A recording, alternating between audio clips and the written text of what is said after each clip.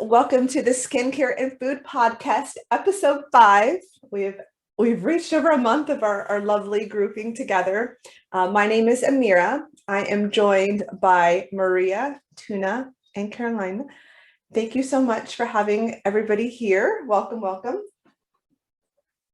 Hello, Karolina. Yeah. Hello, good morning, welcome. Hello. Yes. Oh my goodness. So I wanted to continue the conversation that we started last week because there was so much in there to be able to really talk about being able to sustain that green lifestyle. I am starting another Whole30 this Friday with Karolina, and I'm so appreciative for you to start off with a bit of a cooking class because I need to have that like jumpstart of creativity. Yes, I'm so excited to start. So it's going to be us and a few more women, and we're going to jumpstart our Whole30 journey by going through the program rules and creating a couple sauces. Because I think once you have the sauces and you make sure you have protein in the fridge, the rest of it's really easy. And we're just going to feel so great after the 30 days. It's so much funner in a group. Don't you agree? It is. I definitely appreciate the sense of community that's there 100%. And this morning I can attest to it. I woke up and I was like, I have 20 minutes before jumping on the podcast. I can grab my pre-made, veggie burger out of the freezer and throw it on some bread and cheese. And I was like, no, wait a minute. My husband grilled turkey breast last night. Let me grab that and some fresh peas. And it's so amazing to be able to have that ahead of time. And I think that's a huge lesson that I learned is being able to have that prep ahead of time makes it so much easier on yourself. And every meal is an option, a choice to make, do something healthier for your body. So I love that you really could have eaten the veggie burger with cheese and that would have been fine too, but like, why not if you have this other option? Just reheating is so much faster too. So I agree with you that meal planning just makes it so much easier. It really does. And, I realized when I first moved to California that one, it's less expensive. And ultimately, I really enjoy the food we have at home so much more. I do want to welcome some more people who've come in the room. Welcome to the Skincare and Food Podcast. Please join the conversation. We do record and archive the podcast on the YouTube channel that we have. Certainly welcome in the room, Wendy. We're talking about sustaining a green lifestyle. I am happy to be here. Thank you so much for having me. My name is Wendy Shore. I'm actually an entrepreneur launching a skincare line, and I'm starting to delve into doing research for eating for healthy skin. So I saw this room and I was really excited to just be a part of the conversation. So thank you so much for having me. This is Wendy. I'm done speaking. Welcome, Wendy. Welcome. Yes. Thank you. Welcome, welcome. Yes, I think we've all definitely experienced and just one day, waking up the morning, seeing what you eat and how that affects your day. I know I see it immediately in my skin. If I eat dairy, I get a bit of a red flush in my skin. If I'm not having my water first thing in the morning, my skin doesn't have that kind of like luminosity to it. It's really quite amazing to be able to kind of look at those little signs that I think sometimes we take for granted when we first eat a food. Our body really does have a reaction to it quite rapidly. And I think in some cases, what you eat shows up on your skin more in some people than others. Mm-hmm. So definitely there is a big correlation between internal and external. So you can put all the skincare that you want, but if you're not supporting it with good diet and good food, it's not going to give you the benefits that you would want to see for your skin. We've talked about my client who ended up having the autoimmune disease just from everything that she put on her skin, to somebody who's noticing if she's eating more sugar, and then she's seeing a little bit more of that rosacea flare up on her skin as well. So yeah, definitely there's a huge correlation there. I also want to add like the environmental stress effects, with the seasonal changes, the weather, a lot of hot, a lot of cold, dry environments. Like I get a lot of dry flicks just being in the dry, my flat's sort of new, so there's everything, there's no humidity, and I get a lot. And then, so I try to drink a lot of water, or at least like put some humidifier, so that's also, on top of eating healthy, you get a lot of stress and environmental factors.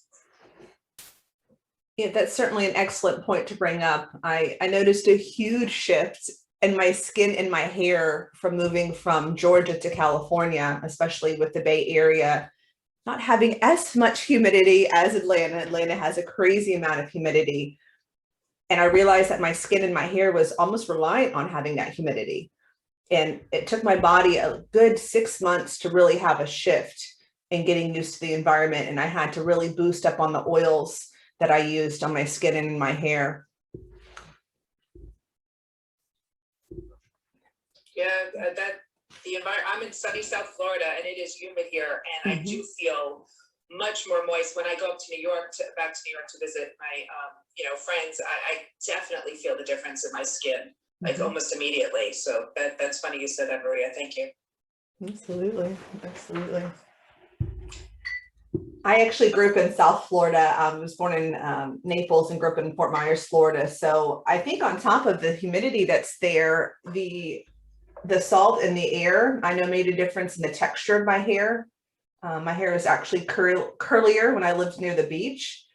So that was an immediate notice that I had in my hair that makes me kind of curious as to the difference of the skin and living, in that type of climate that's there and having the salt in the air. It's like built-in sea salt spray. Yeah, exactly. I didn't say exactly the same thing. Yeah. It gets worse if you go to sea and then your hair is just, after the sea, it's just mess. It just dries. Well, try having a very fine straight hair. Doesn't matter how much sea salt you put in your hair, it's not going to bring out any curls. Absolutely. No, I just also I was going to share this with the group. I come across sort of, I don't know if you are aware of the mushrooms that is picking up quite trendy. Karolina, maybe you come across with them, like this chaga mushroom. Yes. So there also is an area I discovered quite recently, and I just bought another one called tamarina mushroom. That apparently is quite good for your. They say it's one of those beauty natural ingredients. So I'm trying that, and I haven't seen a notification on my skin yet. It's an organic one I got, but I'm also curious to use it on my skincare, on the skincare, like I'm testing something. I'm just going to use this as it's a powdered form. But I think the mushroom is also another area that's going to be influential in the skincare, I think, because I've seen some other technological sort of ingredients coming to the market where they're using these mushroom-based ingredients for extra hydration. We know that there are people consuming these mushrooms internally, and they say their skin quite nourished, and then they see some. I haven't tested them a lot, but maybe Karolina, if you have tested, like if you've seen any kind of changes in your skin by consuming these mushrooms. Yes, and actually, I sometimes add chaga to my smoothies, and I have drank four sigmatic tea, which is really delicious, the lion's mane. And mushrooms are just so good for you. I didn't like them growing up as a kid, but they actually absorb vitamin D from the sun. And when you cook the mushrooms, it actually doesn't, it preserves the vitamin D. So it would make sense why it makes your skin look nice, because vitamin D helps absorb other nutrients. This is Wendy. I spent about an hour in a room. There's a gentleman on this app that grows mushrooms. And it was very interesting because I did learn about how the mushrooms do absorb the vitamin D. And he also suggested that before you cook them, and you should always cook them because it does preserve it, like locks it in, even if you're eating them raw, just saute them for a few minutes. but he suggests putting the mushrooms in the sun for about half an hour before you cook them, because they absorb like 8 times the amount of vitamin D. So I thought that was really quite interesting. This is Wendy, I'm done speaking. Oh, wow, that is. It's incredibly intriguing. That's interesting, definitely. Thanks, Wendy.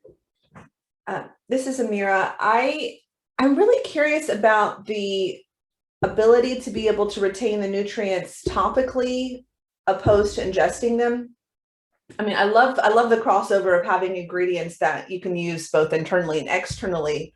But, and this is where I need that scientist to be able to ask, because I was doing some research on gluten yesterday. I had a client who was curious about, gluten in products. And as far as I've studied, gluten topically and gluten internally is something completely different, and how the body metabolizes it. So that just makes me curious into the levels of having the same ingredient topically and internally. It depends on how the skin reacts. Also, it's underneath the skin and over the topically using. It's the biology probably. I mean, I'm not an expert on skin, but I learned the layers of the skin, basic functionality in the diploma I've done. And but on the top layer, how the skin reacts, and the underneath, what we're ingesting, they're correlated, but sometimes it doesn't show exactly the same reaction that you would expect. Well, that's why we all have different skin types, and then what works on your topical application on the skin and what's on my skin, it could be a little bit different, So, but what I was reading about this mushroom-based ingredients is they're using that, for example, alternative to the sodium hyaluronic acid, which is quite popular as a moisturizer ingredient. But they're somehow using this mushroom, specifically called Camarilla mushroom. It's to actually use it as instead of silicones or humidifiers, they're using these derived ingredients, mushroom ingredients, to make these, for example, make the serums like spread easier. But I haven't tested them. Obviously, what I have is obviously is not used for skin applications. It's just for you to ingest and put on the soups or juices. But I'm going to tell you when I do a little experiment with it and see how it works out. Oh, I love that. This is Amira. That was actually one of the first Clubhouse rooms I jumped into, was alternatives to silicone, and they were utilizing grapefruit. I love Clubhouse for so much information. And talking about, the difference of the skin and everybody's skin, the first thing that came to mind is our microbiome. So we all have a different microbiome topically and also internally in the gut.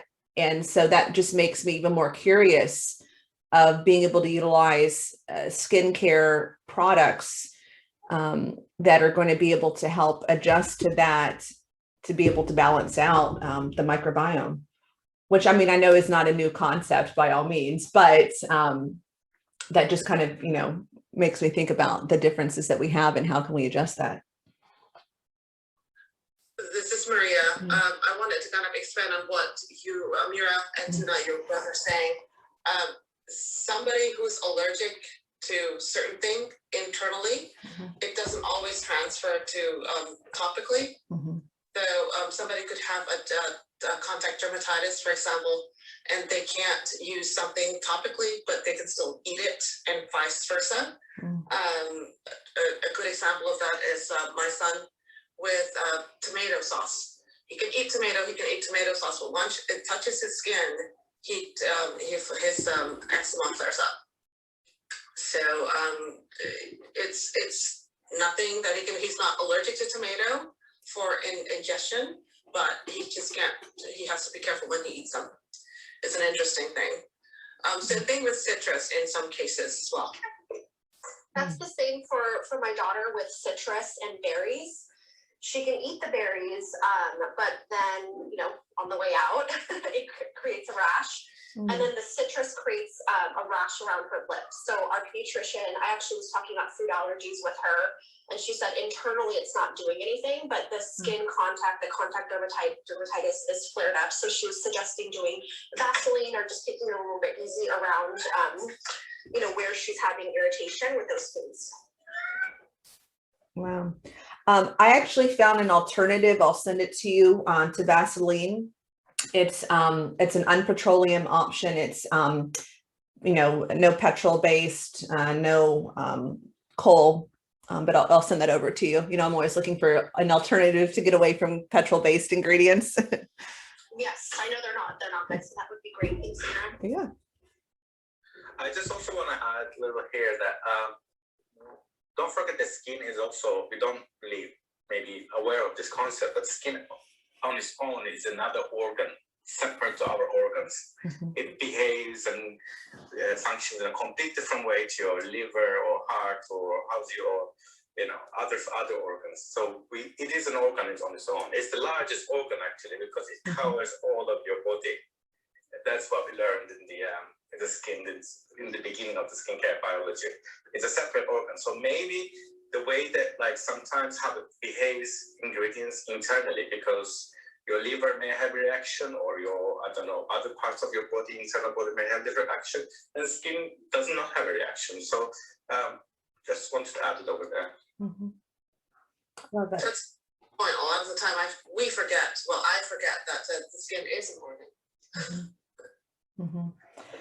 I remember in one of the cosmetic companies that I've worked for, it was stated that in drinking water, your skin gets the hydration last.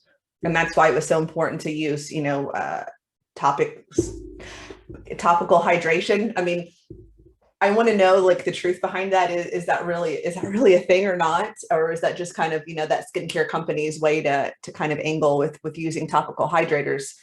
Obviously, yes, we do need to, but I'm curious of like the dividing out of the hydration going internally and how it goes through. I think the hydration is a little bit too much hype. Obviously, it's also, I mean, it could be a little bit irrelevant topic, but I'm hearing a lot of the trend now, skincare not to use water because of the water scarcity or water issues. I've seen some upcoming trend indie brands that are saying we are waterless, without using water.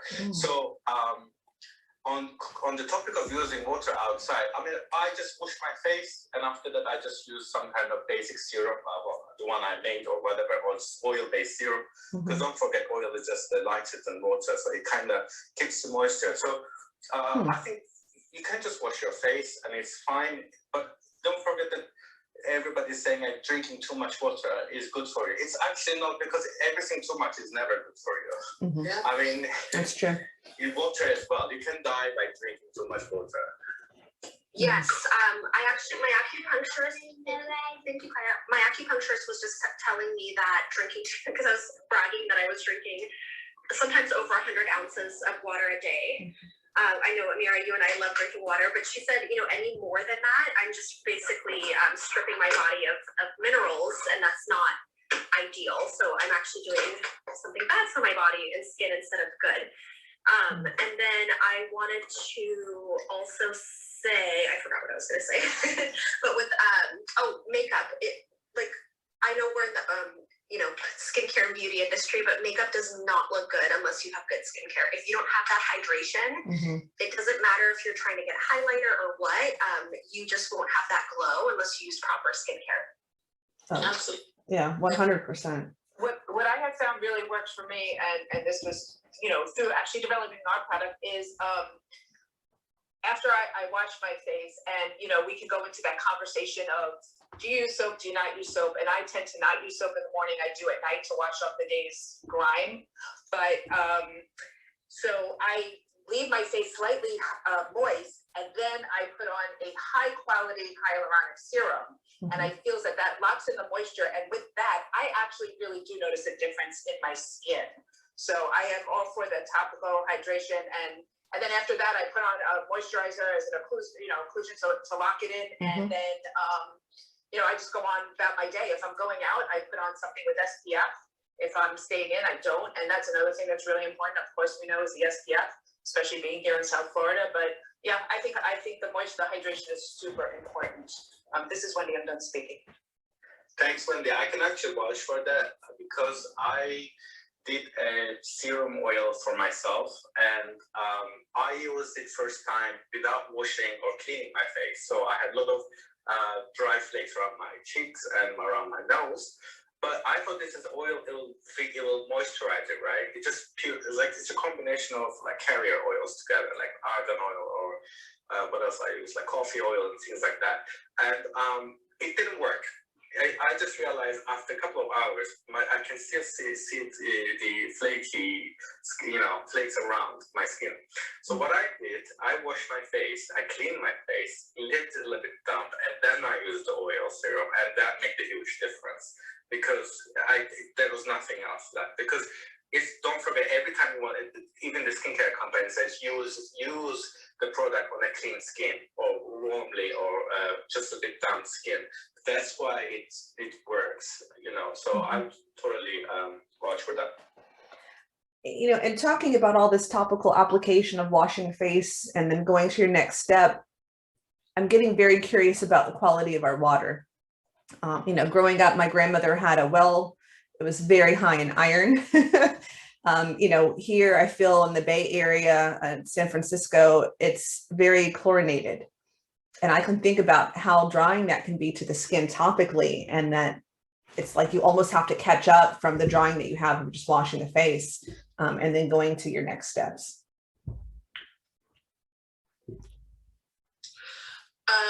I could say the same thing. A few years ago, I over dehydrated my skin from using too much exfoliant to a point where my skin was just not absorbing anything. So the microbiome, Amira, you were talking about that. My microbiome was compromised, and my barrier was compromised. And even if I had put lard on my face, I would still feel dry. What had changed it was adding that hydration component. So it's a combination of hyaluronic and ceramide that really helped to kind of allow the skin to start absorbing things again. Otherwise, it was just like a lot of things that's sitting on the surface, and I would still feel dry. But I still look oily because everything just sits on the surface. I had the same problem. I was actually over exfoliating and using peels. I was using this serum like almost every day, every other day, and my skin just could not hydrate. So I had to fix the same thing with like ceramides. It's just wild that you're not supposed to over exfoliate. I wanted to counteract the fine lines, and instead I just ended up looking more dry and older. And then now finally it's like balanced out and I can absorb the moisture. Yeah, what I'm noticing is a really good skin, like a really balanced diet. So you really have to balance all the components. Like to your point also, Tuna, that nothing that's excessive is ever good. So that water has to be there, that oil has to be there to seal in the water component. And I find that that is the best way to have that balanced skincare diet, if you will. Yeah, so that's been my experience. And to your point, Karolina, I did the same thing. I wanted to prevent lines and wrinkles. Instead, I have lines like I was 85 years old everywhere. So, and it was for my skin. Tuna, I think you bring up such a good point with drinking water in excess. And I think as Americans, we do everything in excess. We're like, this is great. Let's do it every day, all the time. We actually, our culture is so much like that. Like we just like stick to one thing and like eat it every day or use it every day. And definitely, I don't know what it is, you guys.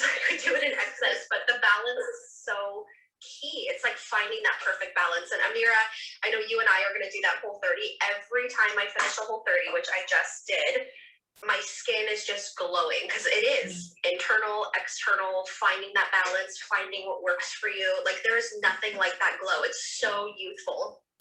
Oh, it absolutely is. And, bringing up over exfoliation, I know that's a real passion point for Marie and I with working with clients and helping their skin. I believe wholeheartedly that there is just a rash of over exfoliated skin, and yet again, especially in the US, because that's where mostly her clients are. And, you know, Wendy, I guess my suggestion to you is, as you're going through and working on your skincare lines, and also Tuna, to be really thoughtful about having calming ingredients.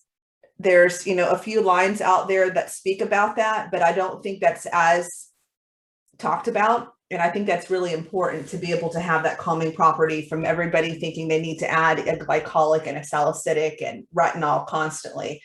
Skin really needs to be able to have a moment to just calm down. I agree with you. Yes, that is really important. And thank you. Yeah, we do actually, and we are in our product. So I agree with you. I think that is important. I mean, don't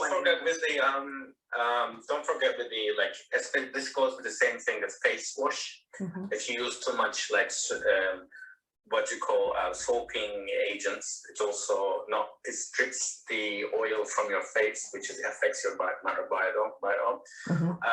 So you have to use, for example, like one of the face washes ingredients I'm trying to researching at the moment. It has a lot of refatting properties. Mm-hmm. So when you do a lot of exfoliation and a lot of face wash, you're actually stripping your face out of the beneficial oils or the microbiome, and mm-hmm. then you need to reintroduce that during the day.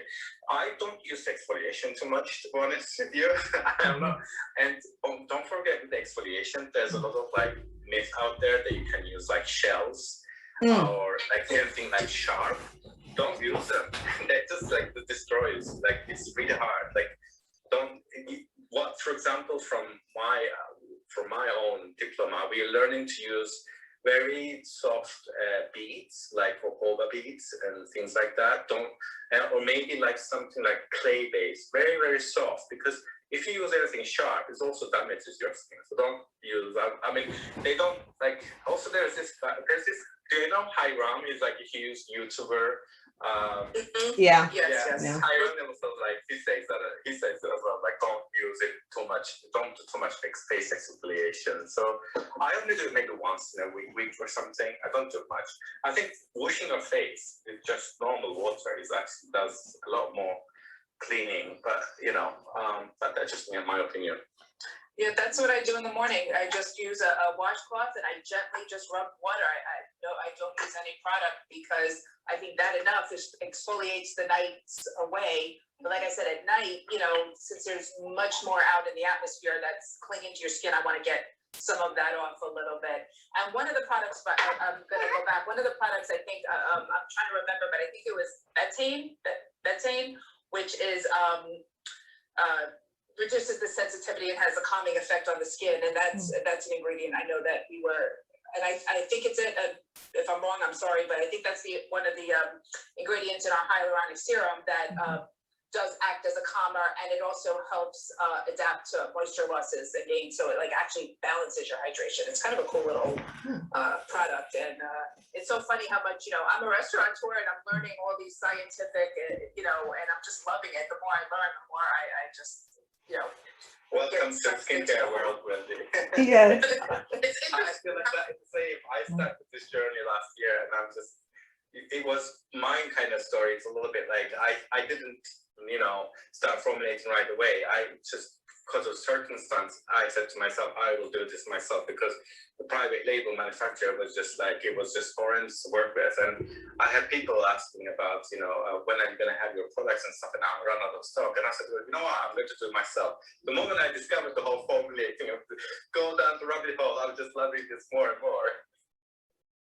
Yeah, I mean, there's, I think the more you work in the product development, I'm pretty sure you both are realizing how closely related skincare and food are.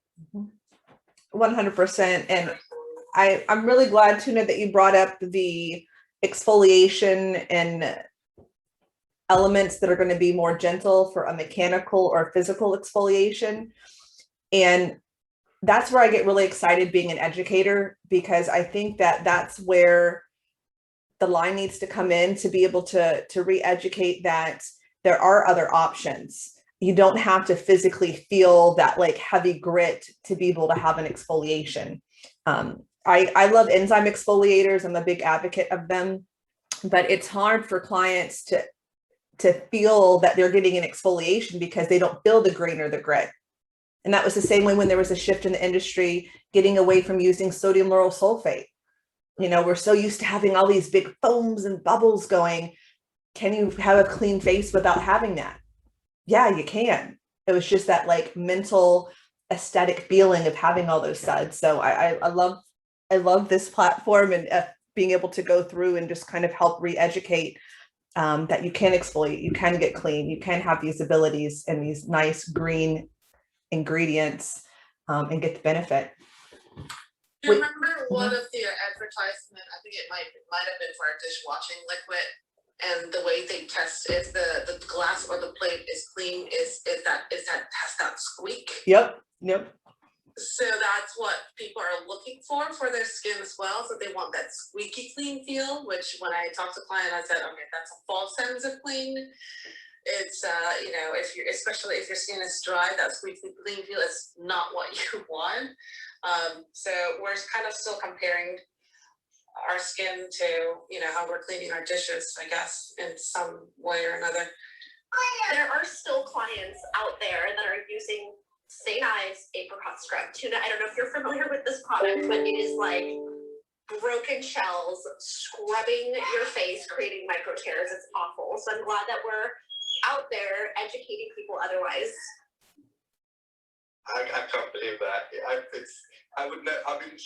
It's like you might have they probably had like a really red face after that exfoliation because of the like very small scratches to your skin and your skin. You might not because of shells. I had shells in my as an ingredient, but they say use it for your foot. The really hard skin, heels, which is the hardest area. Use it over there, not on your face. No, for sure. And I mean, I know that scrub, the apricot, I grew up using that. I mean, that's my generation as well. And I mean, it is a little cringeworthy to think about the apricot kernel shells doing that, but that was my introduction. That opened the door. Like I'm getting goosebumps now. That got me intrigued of like, what is the process of doing skincare? And I think that just should empower us for our children and our friends and, the next generations coming up to be able to obtain that information we had and stand on our shoulders of knowledge to what ingredients, are out there that are going to be effective and gentle. So we are at the half hour. We do try to keep these for 30 minutes. Thank you so much for joining, Wendy. And do note that these recordings that are being archived on YouTube, I will link your Instagram account. I'll link, if you have a website, I'll link that. Karolina, obviously I'll link your website on there as well. Tuna, your Instagram account. I'm so appreciative for everybody contributing. Thank you so much. Thank you. Have a beautiful day. And next room, which I definitely want to join again because I love this. I'm going to see if I can ping Dennis, and he just got back to me and said he's been on a Zoom call, but he's the mushroom guy, and it would be just fun to, if you want, for him to talk about mushrooms and mushrooms, how they relate to skincare. That would be fantastic. Yes, yeah. Same time every week, Thursdays at 8:30 Pacific time. Absolutely. Yes, please. Absolutely. It would be my pleasure. Thank you so much. I really enjoyed this. Thank you. Thank you. Everybody. All right. Thank you. Bye-bye.